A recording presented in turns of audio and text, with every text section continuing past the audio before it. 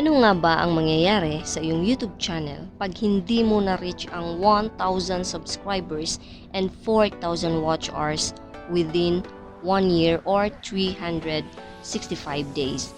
Yan ang ating pag-uusapan, kaya tutok lang. At kung ikaw ay bago pa lang sa aking channel, huwag kalimutang mag-like, subscribe, and hit the notification bell para updated ka every time na may bago akong videos.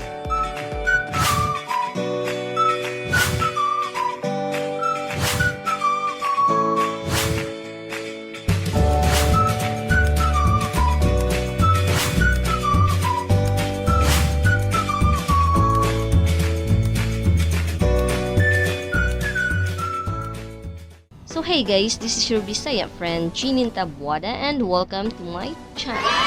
So yun na nga, pag-uusapan natin ngayon ay kung ano ang posibleng mangyari pag hindi mo na-reach ang 1,000 subscribers and 4,000 watch hours, which is required ni YouTube for you to enable to monetize your YouTube channel. So pag hindi mo na-reach yun, kinakailangan mo na bang magba-back to zero ba siya?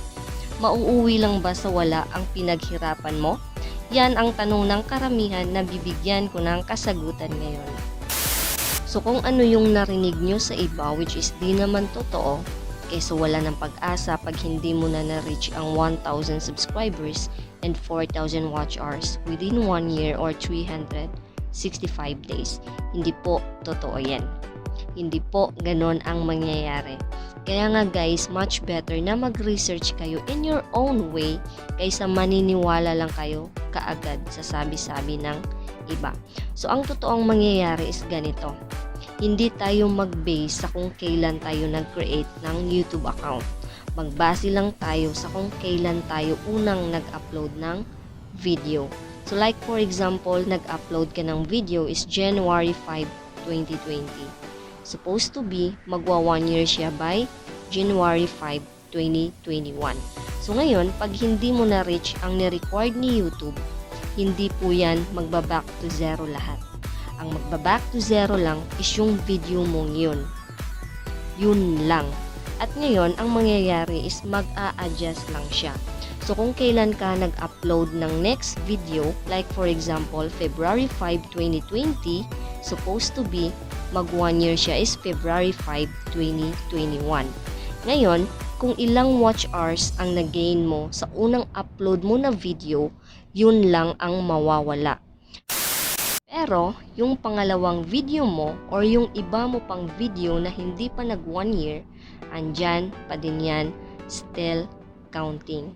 At pagdating ng February 5, 2021, kung hindi mo pa rin na-reach yung ni-required ni YouTube, mag-a-adjust na naman tayo sa pangatlong upload mo na video. So like for example, nag-upload ka ng pangatlong video is nung March 5, 2020. Supposed to be magwa 1 year siya by March 5, 2021.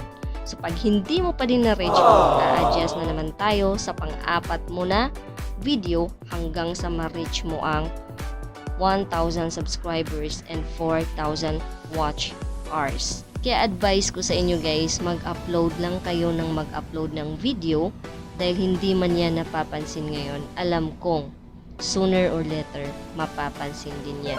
So hanggang dito na lang guys, maraming salamat sa inyong pagpapanood. Naway samahan nyo pa rin ako hanggang sa mga susunod kong videos. Bye bye!